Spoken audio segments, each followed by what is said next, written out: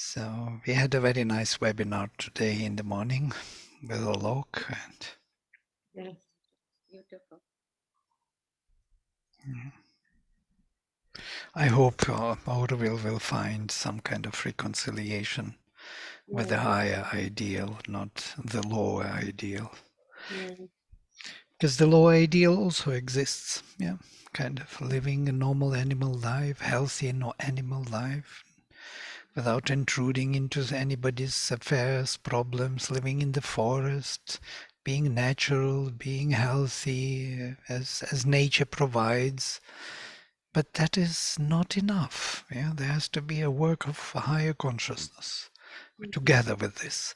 It's an important element, but if it is kind of against all other elements in developmental paradigm of consciousness, then it becomes useless. Kind of. It's similar as Vivekananda was laughing at somebody who wanted to live long, healthy life.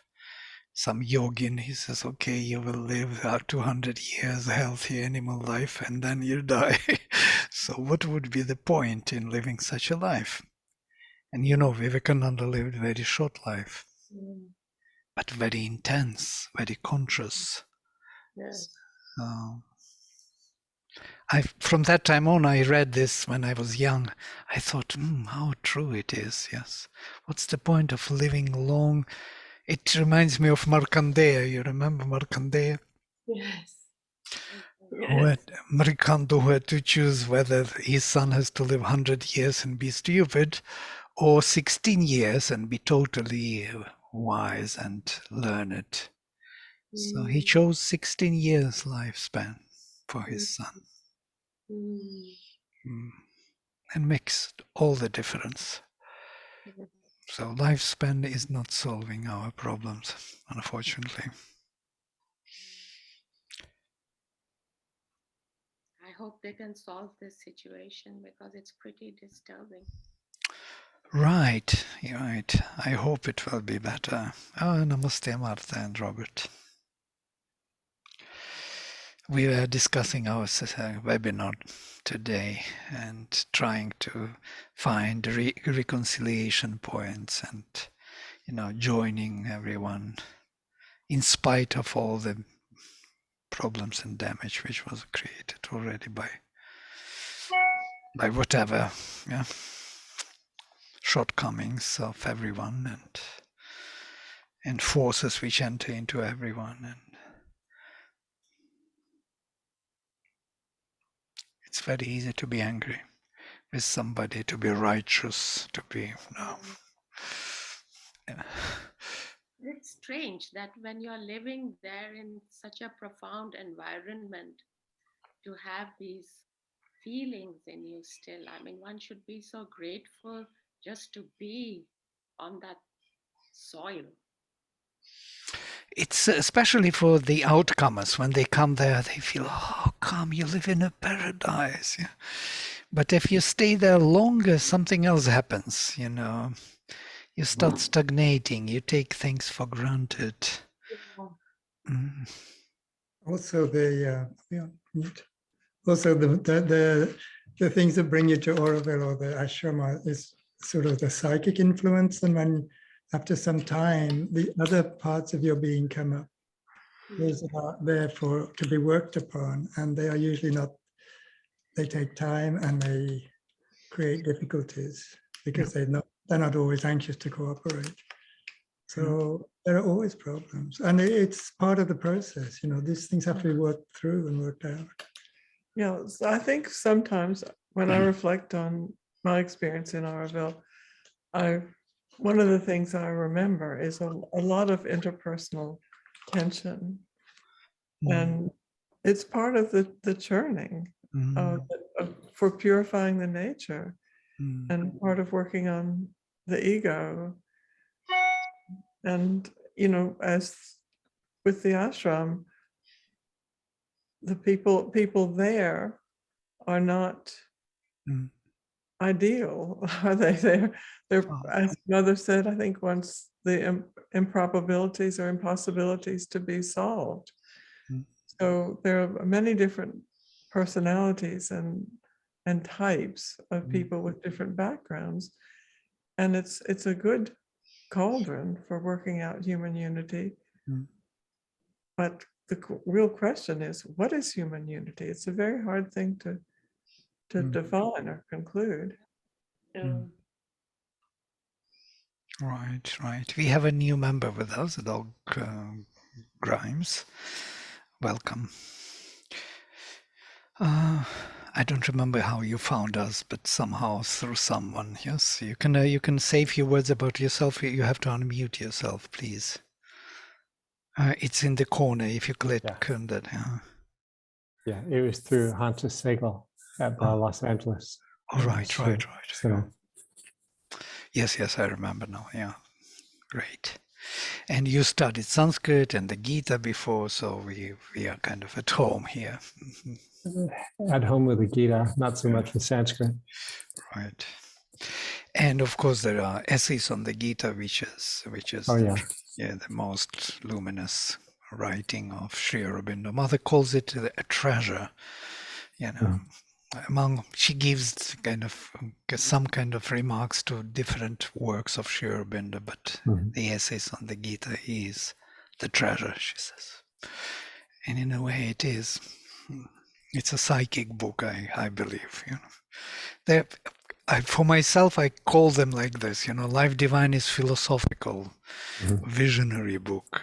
Synthesis is more psychological, more yoga book, more practical, so to say. And letters on yoga also, together with Synthesis, theoretical and practical part of yoga. And then the human cycle and ideal of human unity, sociological approach. So we have philosophical, psychological, sociological, historical approach. And everywhere he follows this approach very rigorously, as if he knows how to do it right, not to mix easily. And the Gita didn't fall into any of those.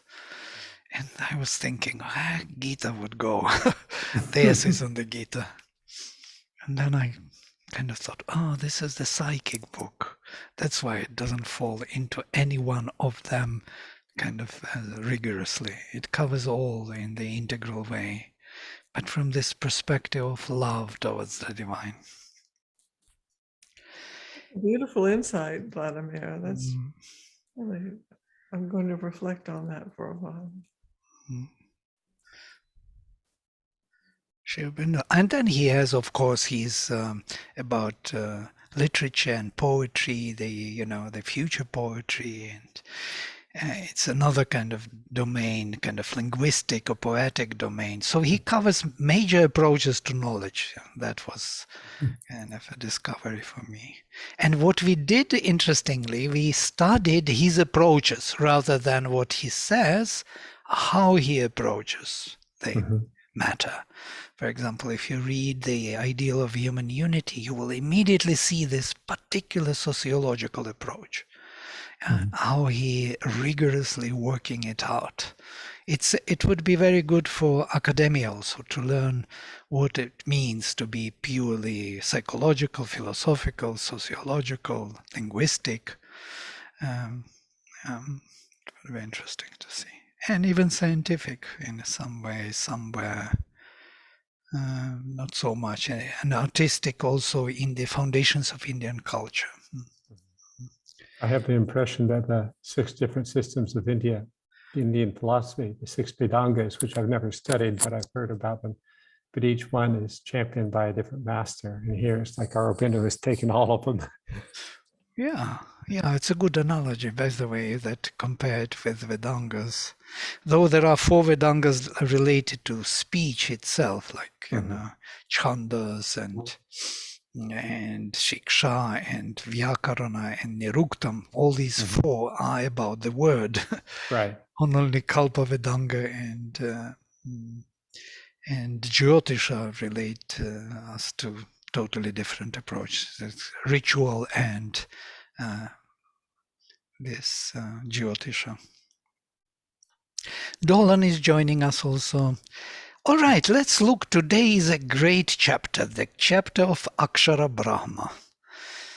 Akshara Brahma Yoga, the 8th chapter. Sri Aurobindo calls it the Supreme Divine or something. Yes. Yes. Let me project the text.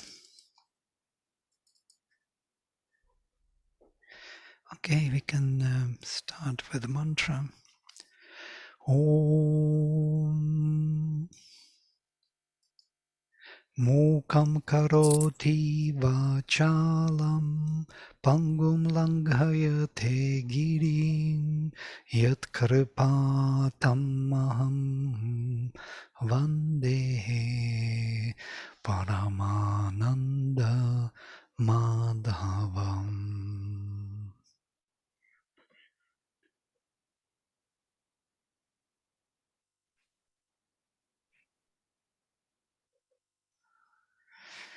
So what is, it starts with a question from Arjuna.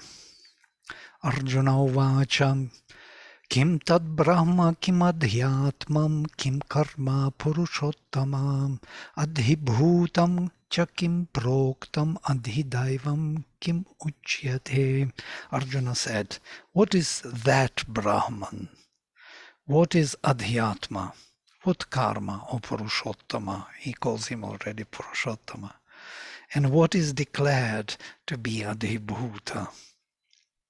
What is called adhidaiva? Basically, in one line of questions, the whole Indian philosophy. If we can answer these questions, there is not much more to know from philosophical point of view. Unless one more.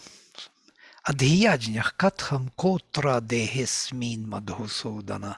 And who is Adhyajna and how he is in this body, O Madhusudana? Prayana kale chakatham jneyosi. Niyatatma bhik. Interestingly, that he already implies that it is Krishna. In the time of leaving the body, how would you be known? How you should be known? Yeah?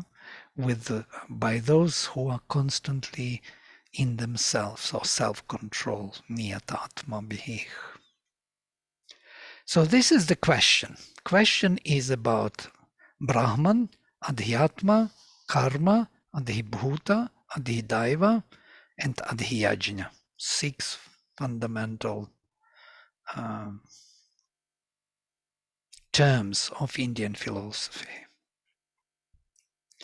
And then Sri Bhagavan Uvacha.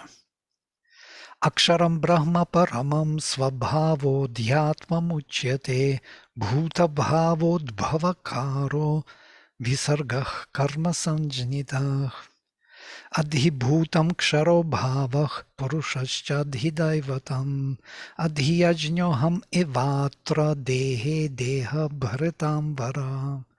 So in 2 shlokas, Purushottama answers to him the whole Indian philosophy. What is what? Aksharam is Brahma, and the whole chapter is called Akshara Brahma. I will read later Sri Aurobindo's explanation, which is very lucid and meaningful. So, the indestructible Akshara,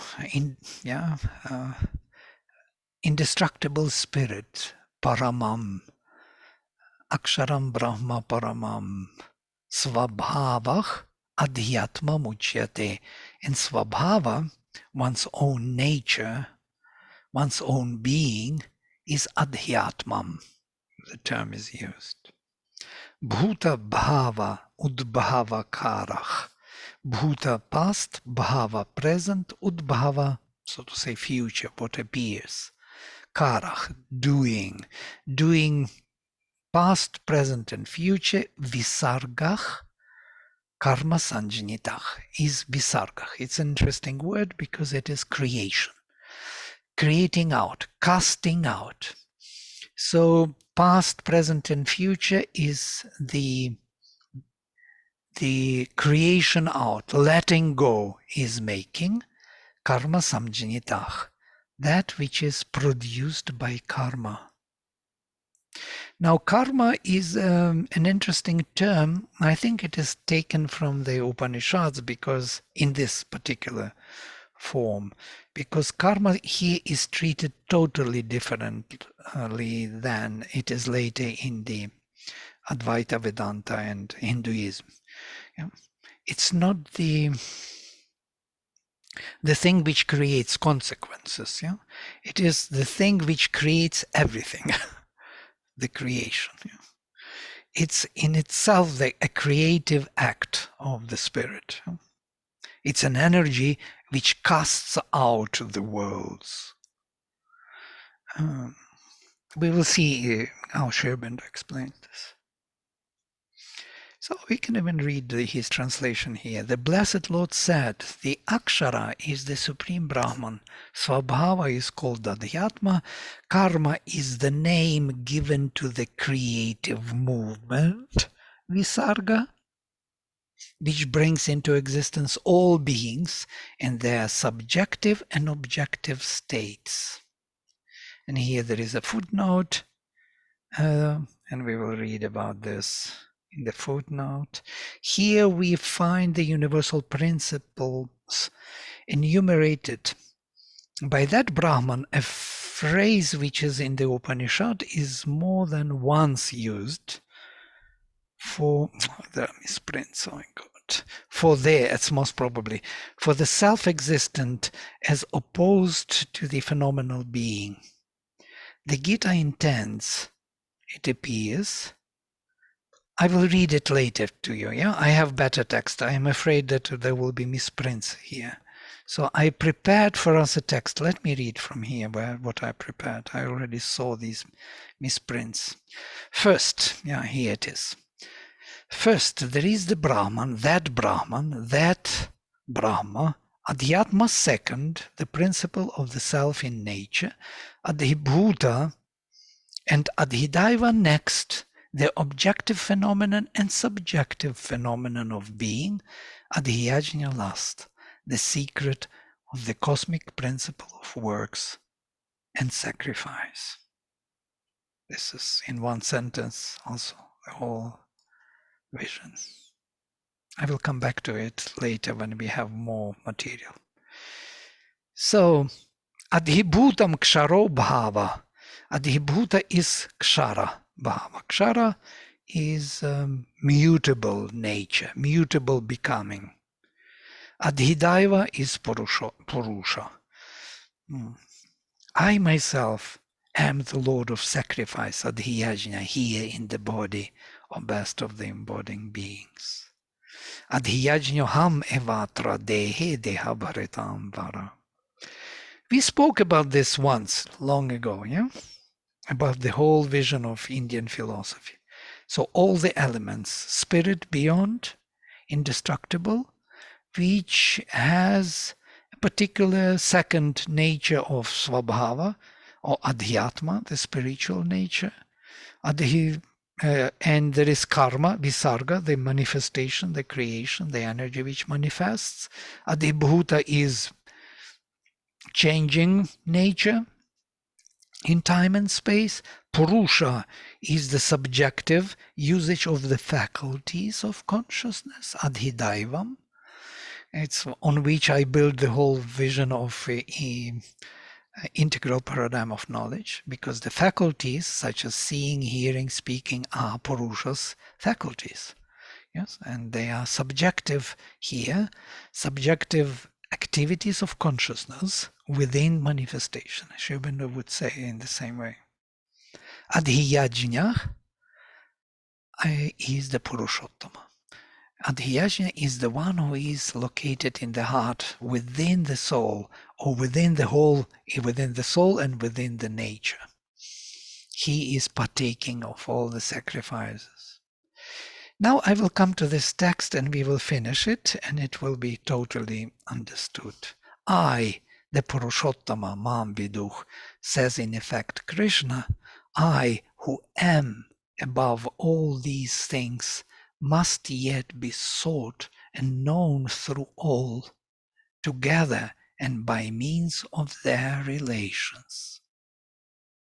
This is profound. I, who am above all the things, all these things, must yet be sought and known through all together and by means of their relations. This is something what Mother says. You can realize the divine through combining, taking everything in, yeah?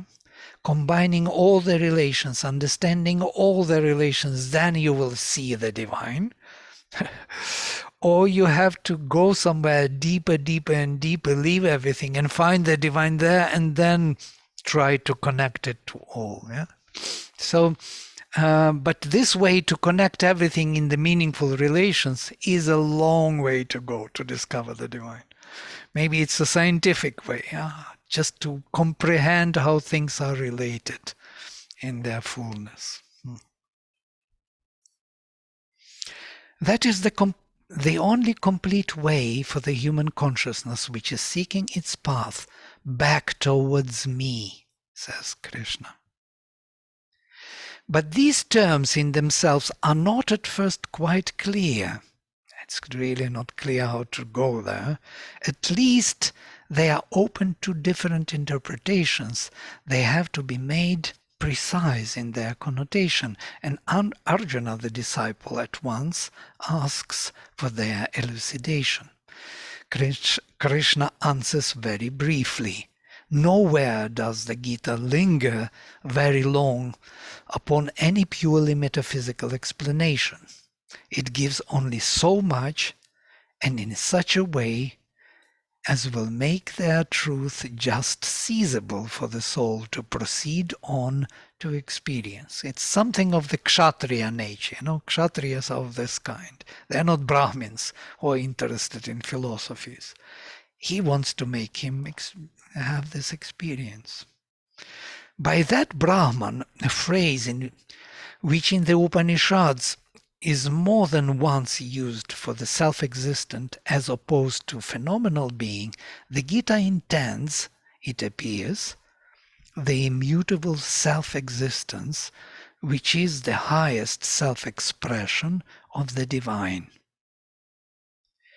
and on whose unalterable eternity all the rest, all that moves and evolves, is founded.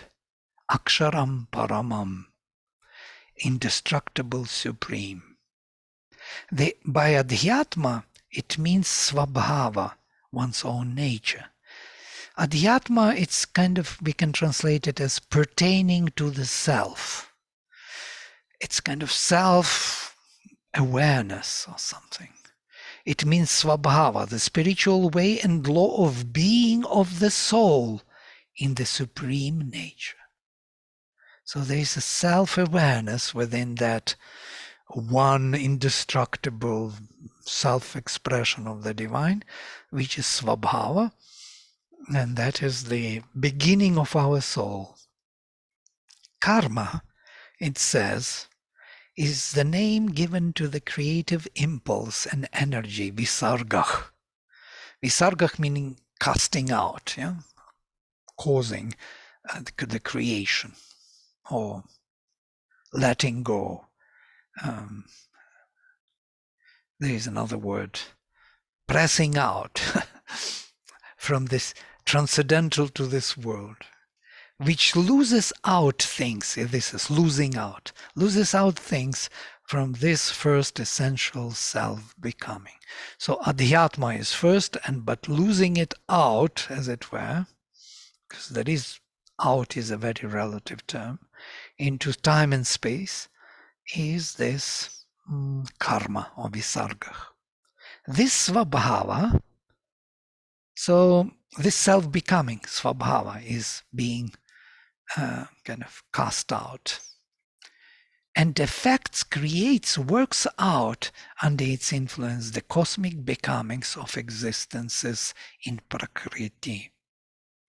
By adhibhuta is to be understood all the result of mutable becoming, ksharobhava. By adhidaiva is intended the Purusa, the soul in nature. not Purusha as we understand in post-Vedic and post-Gita period. We usually understand Purusha as witness. In the Gita and the Upanishads, Purusha is understood as involved soul in nature. And that's why we have these hymns, Purusha sacrifice. We have the whole Aitareya speaking about Purusha sacrifice. Purusha was created by Atman to be sacrificed, to invade the manifestation. So it's by the means of Purusha, because Purusha has faculties. Yes, each Purusha has seeing, hearing, speaking, thinking, feeling. These faculties are formed within Purusha. That's why Purusha is Adhidaiva. And these devatas, the gods, are the faculties. Yeah. If we understand these things, it would be much easier for us to read any Indian philosophy, because then Upanishads would be quite accessible. The subjective being, so this Purusha, the soul in nature, the subjective being who observes and enjoys as the object of his consciousness all that is this mutable becoming of his essential existence worked out here by karma in nature. This is what Purusha is. So the faculties are constantly engaged. They observe and enjoy all the objects of this consciousness, because these faculties create the object for their own enjoyment in this mutable becomings. Thanks, Vladimir. I don't know Yes. if you like questions or Yes, I or- like it okay. very much, anytime. Okay, And discussions also, yes, right, thank you. please. So you're Oh, you are muted again. You have to unmute yourself. okay. I was very interested in your comment about how the Vedas treat the Purusha very differently than the Upanishads and the Gita. And the Gita, it sounds, well, I'll let you explain it. Yeah, no, I just wanted to say that this is a Vedic treatment of Purusha. This is still here because Purusha is seen as the formation by the self-awareness of Brahman. Okay, Brahman is self-existence, self-consciousness, and self-bliss, let us say. Yeah? And Atman is self-existent, self-conscious, and self-blissful. Yeah? Awareness of Brahman, let us say. Okay, which generates Svabhava, which generates every movement of self-awareness. It's like a focal point of self-awareness within this self-existence, which needs some intermediary to come into manifestation of time and space, and it generates what we call Purusha, creates Purusha with faculties or senses, as we later know in Sankhya. These are not senses. Senses are treated and seen already as involved, totally kind of evolving. But it projects the sight, the hearing, the breath, the word into the manifestation from which it starts evolving. Yeah? First it plunges. This is the plunge of the soul, or the holocaust of the Divine Mother, or sacrifice of the Purusha known to us, yeah, in different languages. The Purusha Sukta. Yeah, Purusha Sukta, sacrifice of the Purusha. Purusha was sacrificed by the gods. How come? By how gods could sacrifice Purusha? Gods are his faculties. Now, Aitareya beautifully describes this when Purusha was pulled out of the lower ocean by the Atman, by the self-awareness, was heated up by his consciousness. It broke forth. His mouth broke forth. From his mouth, speech. From his speech, fire came into being. His nostrils broke forth. From his nostrils, breath, prana. From prana, vayu, wind. His eyes broke forth. There was no eyes, but they broke forth. From his eyes, vision came. and from vision the sun, the light. His ears broke forth, from his ears hearing, and from hearing space was born. Now you see how everything came into being. First his faculties, and then those domains in which faculties operate. Yes, because there was sight, the light came into being. Because he wanted to hear, to comprehend, the space came into being. So these formations of the world were generated through Purusa sacrifice. And then all these faculties, when they came out, these devatas, they are called devatas, they plunged into the lower inconscient ocean. Mahati Arnave Prapatan. They fell into the huge wave, into subconscious ocean. This is the plunge, the sacrifice. And from there they cried to him, bring to us the place where we can dwell. And first he brought them a horse. They said, it's good, but it's not enough for us. Then he brought them a cow. They said, it's good, but it's not enough for us. Then he brought them Purusa, man. And they said, this is perfectly made. And he told them, enter him as your abiding place. And then the fire became the word and entered his mouth. The wind became the prana, the breath, and entered his nostrils. The light, the sun, became the vision and entered his eyes. The space became the hearing and entered his ears. So he reassembled all those universal faculties within individual frame. Each of us, we are sharing these universal faculties. We all have sight. We all operate by word. We think it is my vision, my word, my thinking, my feeling. It's not. It's his. It's in this particular individual frame is being used. You know? This is the knowledge of the Purusa. This is the Purusa, Adhidaiva. And these faculties are the only intermediaries, the only, bridges to Adhyatma, to the higher consciousness.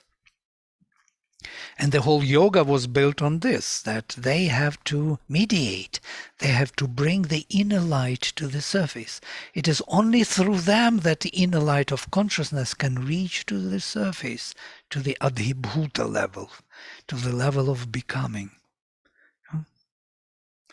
Vladimir, Yes. how would this be so different from the definition of psychic being in the integral yoga, because that's also involved in the manifestation and is involved in evolution, and this Purusha which you say is the soul and the nature is also someone who is enjoying the consciousness, and the psychic being is also enjoying and participating in the evolution and is the spark of the divine light. So how would it be so different, like if you can correlate both?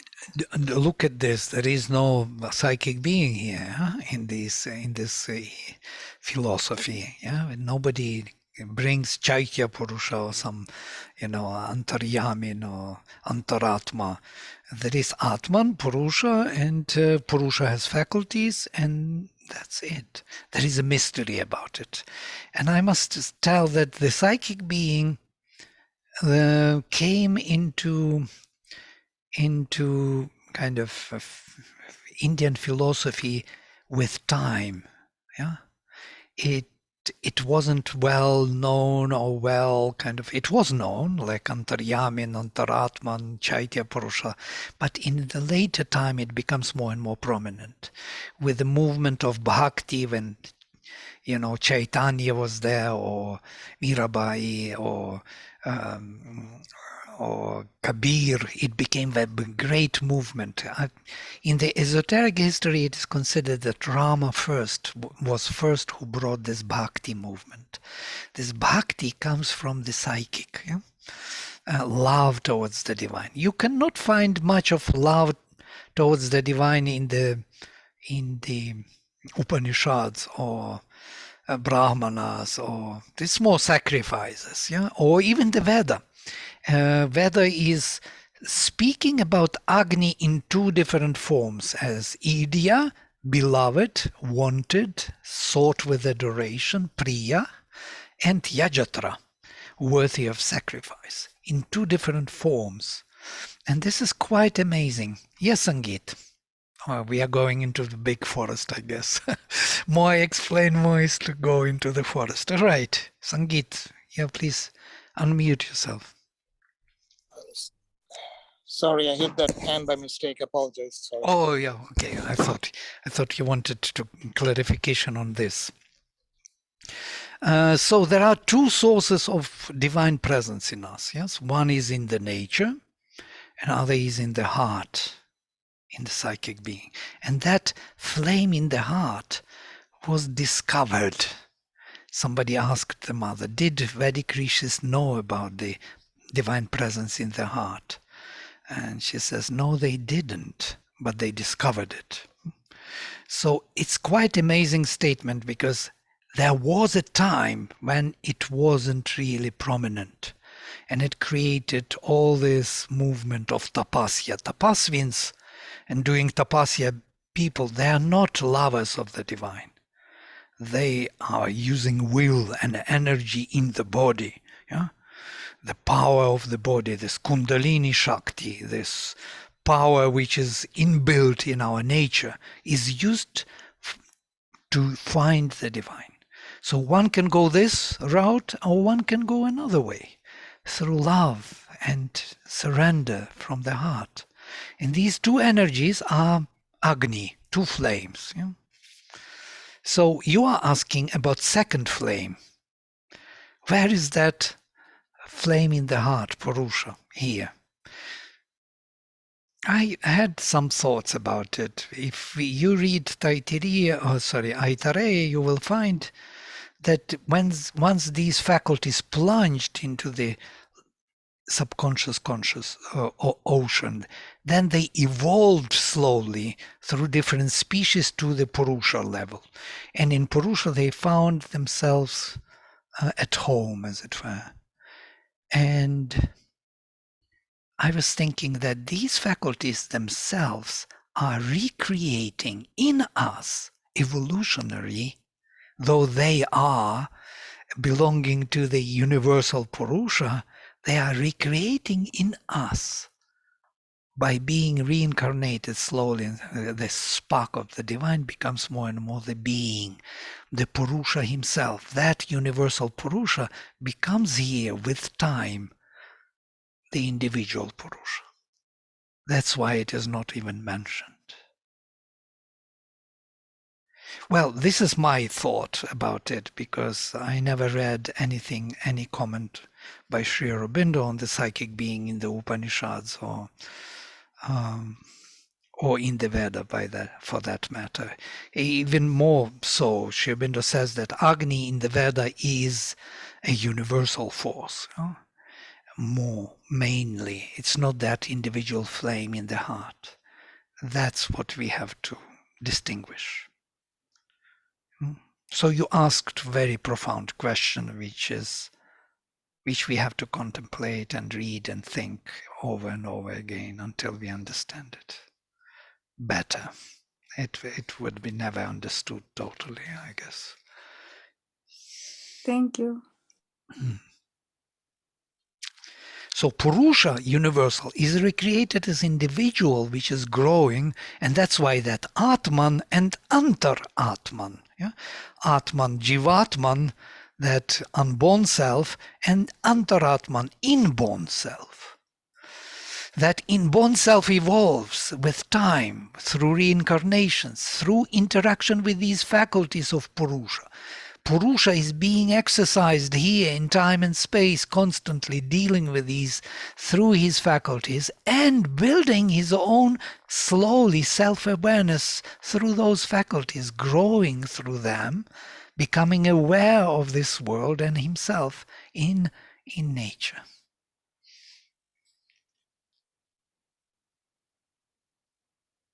And Adhyajna is a total mystery.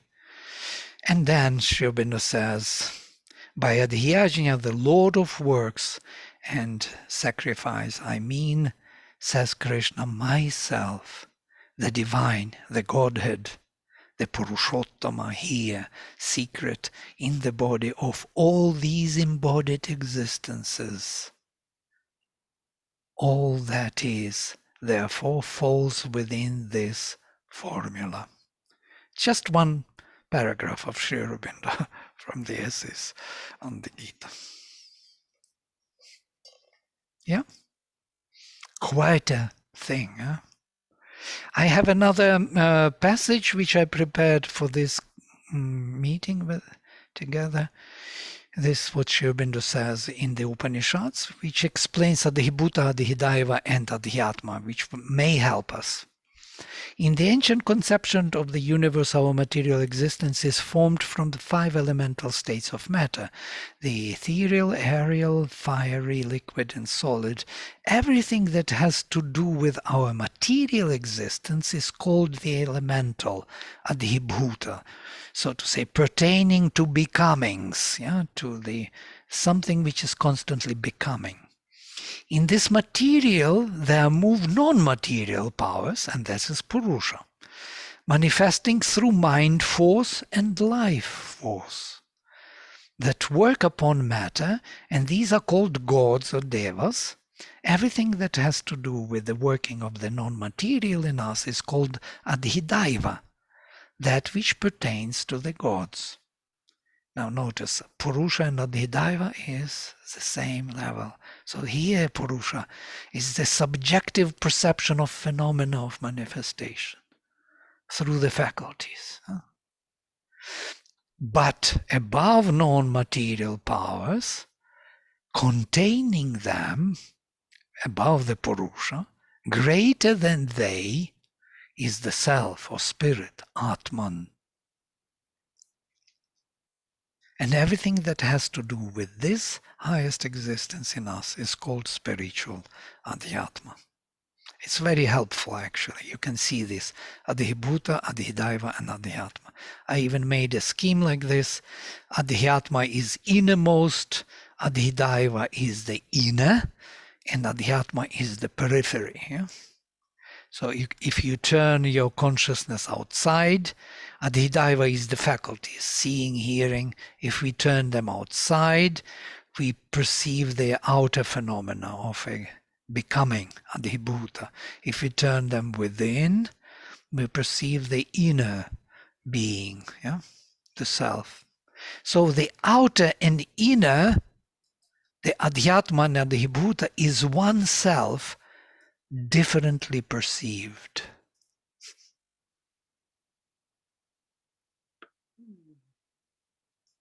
Now Sri Aurobindo says, and this is the biggest puzzle and the biggest difficulty of our psychology, we can either turn outside or inside. We spoke about this extensively many times. We cannot do both. We cannot turn within and without at the same time.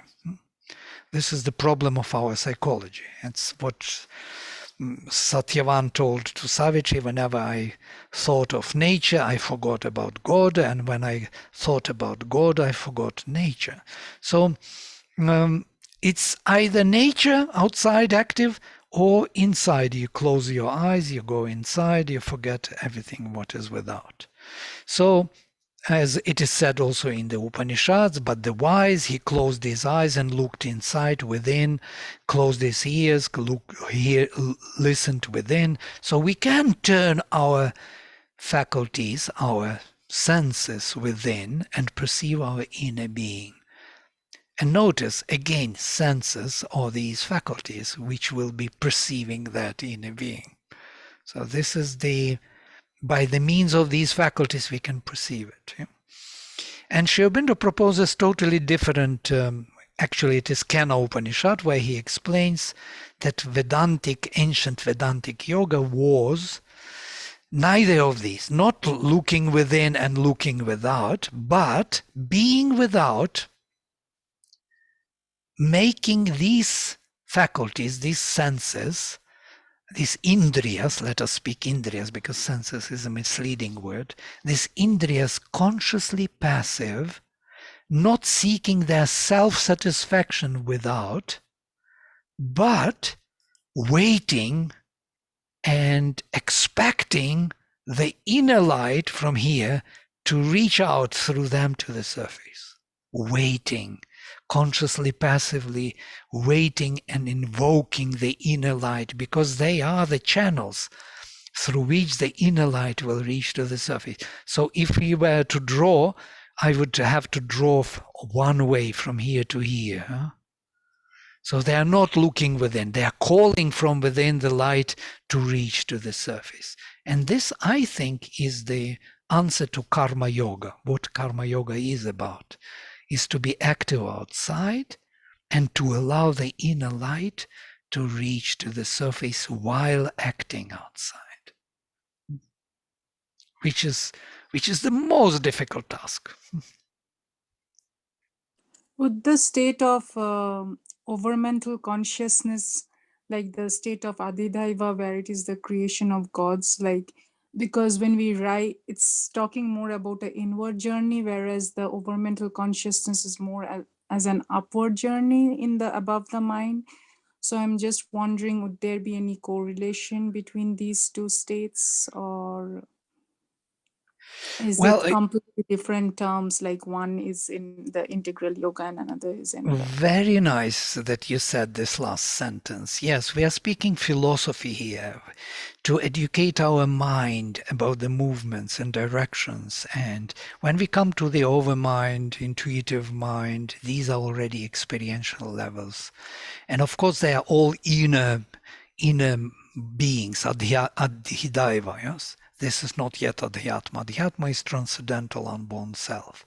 All starting from the most kind of subtle physical towards the highest supramental of a mind is this adhidaiva region of the faculties increasing its scope and capacity. Huh? I know it sounds a little bit, but we are speaking philosophically here, not psychologically. Does it make sense, Dawn? Yes, thank you for the clarification. I think so, at least. You can have maybe some other suggestions. And I invite all suggestions, all thinkings. It would be interesting to hear what you think, what you discovered on these topics. Because these few shlokas, 4 shlokas from chapter 8, is all we have to know about Indian philosophy, actually.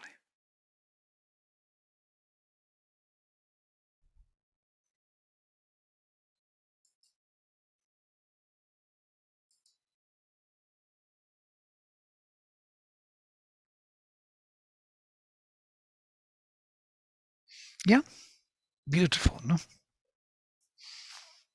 Oh, it's too much, too mental. Some people may say in Auroville, it's too mental, too mental. Mental, French.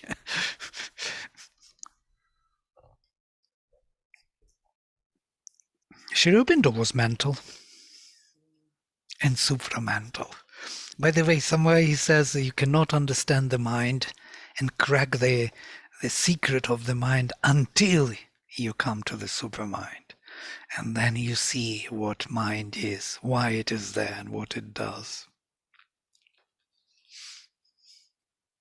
But isn't the integral yoga also like whichever faculty we can open it through, like it doesn't matter whether we open it through works or through the mind or through the heart, like whichever path we take, ultimately we will reach the integration of all three. So it doesn't matter like if we take the mental approach. And I have heard quite a bias in this realm, like about the mental thing, but I often wonder, like, isn't it that so? Like, It's according to your svabhava, let us speak like this, yeah? yeah.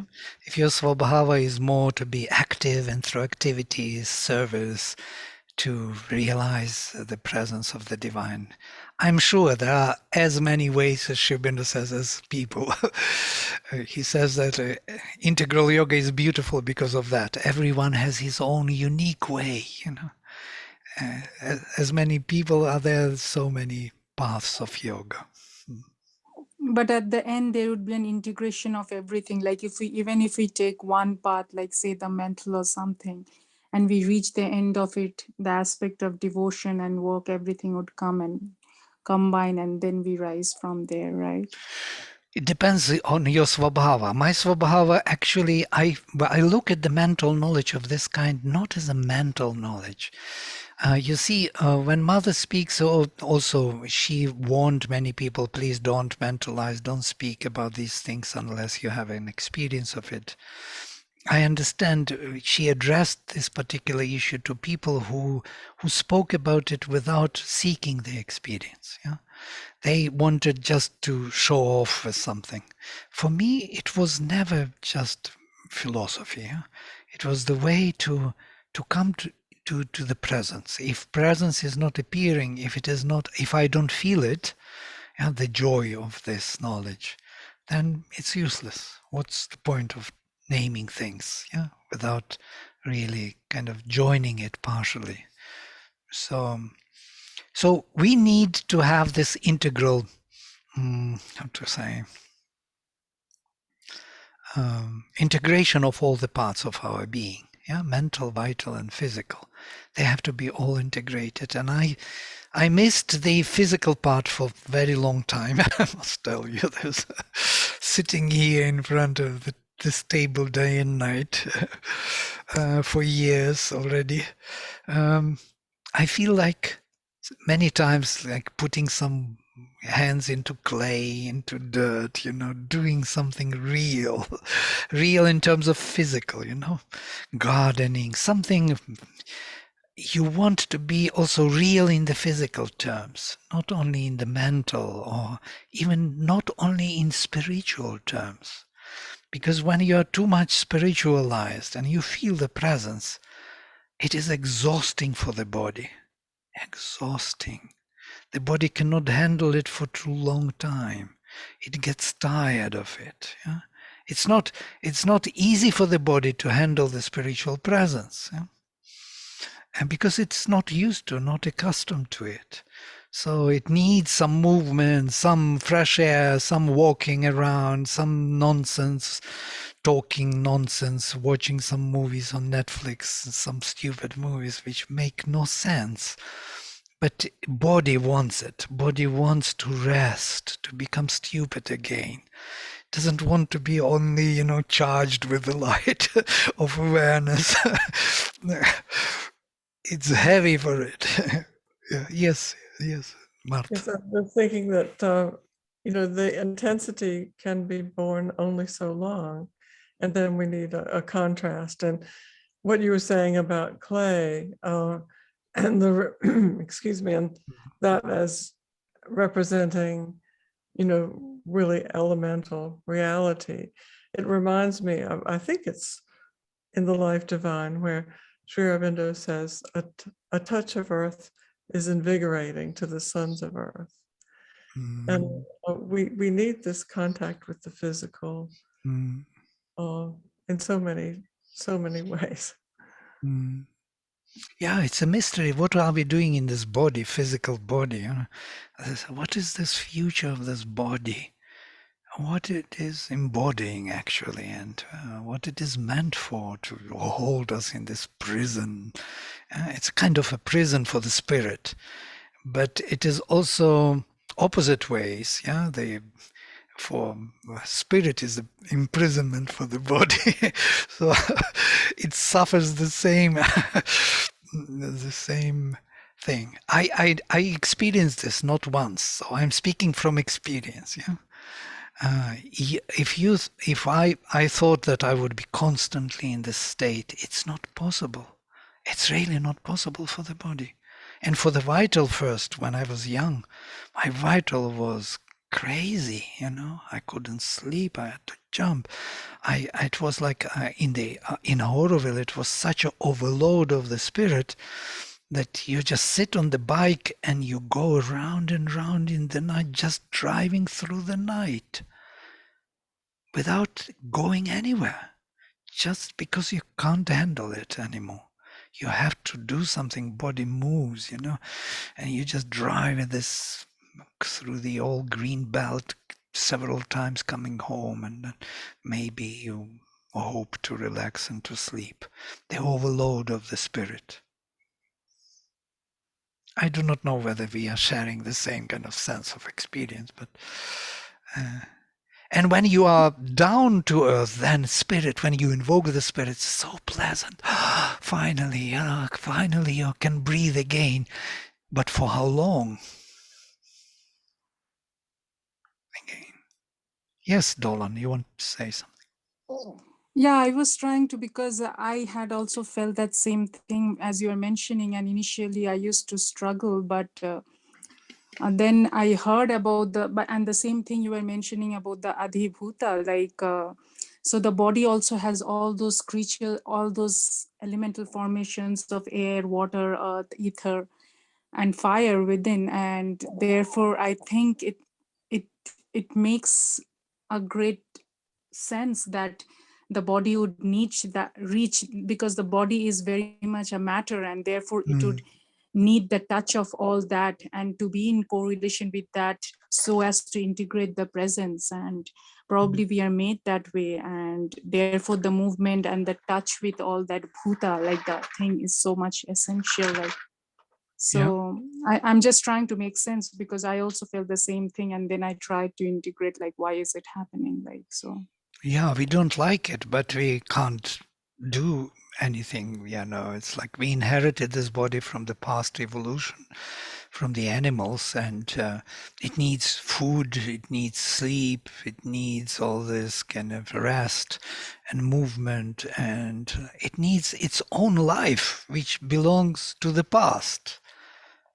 And when you bring the spirit, the overload, then it doesn't know what to do with it. It becomes disturbed. If it is too long.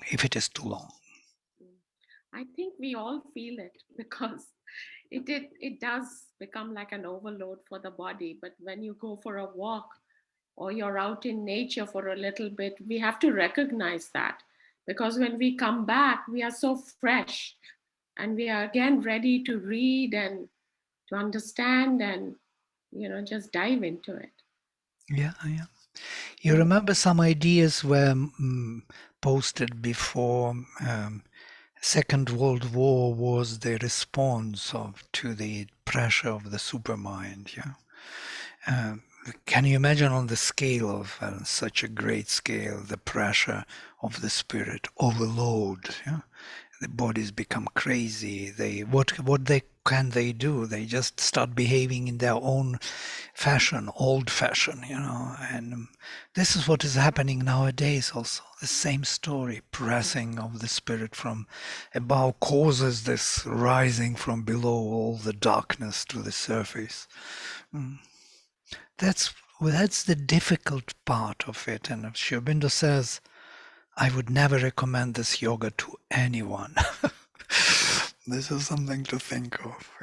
Only to those who are called upon, because of this difficult nature of this yoga. And we all know it, those who try to follow this path. It's not that Advaita. Advaita is easy. It's a kindergarten in comparison to this. It's easy. All explanations, when I read with my students, I have students from Advaitic schools, and I think, wow, it's like, what are you doing here? There's nothing much to do even. You justify things. This is an illusion. There's only spirit beyond. That's it. That's the end. So simple. Here, there is no end. You have to totally surrender. This yoga is not for us. It's for the divine. And this is something to understand, to agree. I think the body is so important in this yoga because it's a means of manifesting the divine. Although it's sometimes the body has a difficulty containing that energy, and it has to learn. That's the churning that's taking place, and that's the, I hope in the future we will be able to express the divine more in a more transparent way and without getting too excited and so on. But certainly in the early stages, it is very difficult. I remember working on Matrimandi. It was just the amount of energy we had was crazy. I mean, we had to. I mean, there were young women and young men lifting these 6-meter pipes to do the scaffolding and passing them up to the top of the structure and clamping them in place. And it was extraordinary. I mean, it was, when I look back on it, it was just extraordinary. That the energy that was there. And no counting, no measuring. It's just self-giving, and it was like one flow. I can imagine that kind of self-forgetfulness in a way. So yeah, I guess so. It was just so beautiful up there. It was. I mean, the atmosphere was such that you did forget. I mean, it was just doing what had to be done at the time and not thinking about it. I remember going to I think it wasn't the first time I'd been to Matrimandi, but it was the first time I was going up the structure. And it was a vertical ladder. It was like the rebar was welded in the form of a ladder, like and straight up the towers. And I was afraid of heights. And yet somehow I managed to get up there and do the work. And as I got more and more used to it, we used to just really climb up there like monkeys and come down like monkeys. It was extraordinary. It's such a grace. I mean, I'm so grateful for that I experienced that. Beautiful. It's a very special day today to remember it. Thank you for sharing. Okay.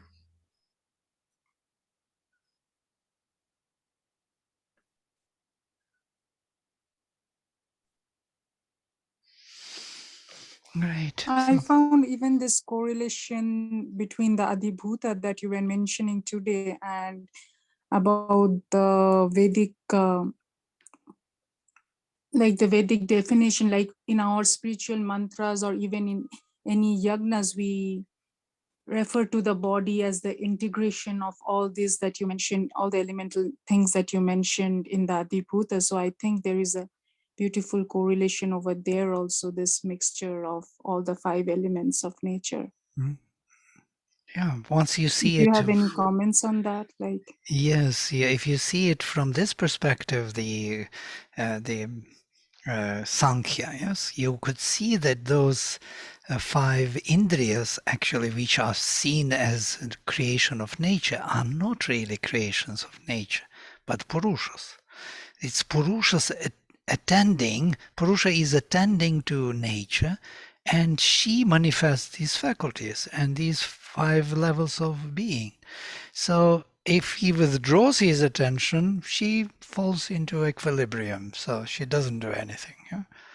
So you can see that Purusha is actually projecting, and she manifests those faculties in action and those levels immediately. He projects his consciousness, his awareness, which is being manifested through those indriyas. Yes, and that is why they reach to Adhibhuta, yes, to the phenomenon in time and space.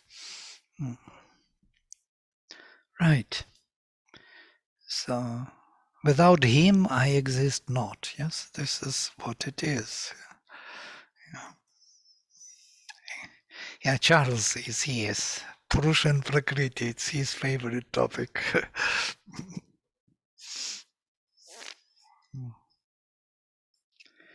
Great, and we have the whole week with us, so you could join any of those webinars if you like to hear about Auroville and what is going on. And I hope this would be some kind of needed or additional remedy to the situation in Auroville, and we may come slowly back together, I guess. I hope, I want at least that this will happen. I have a question. Yes. This might be a sensitive question, so you may want to turn off the recording. But Okay. I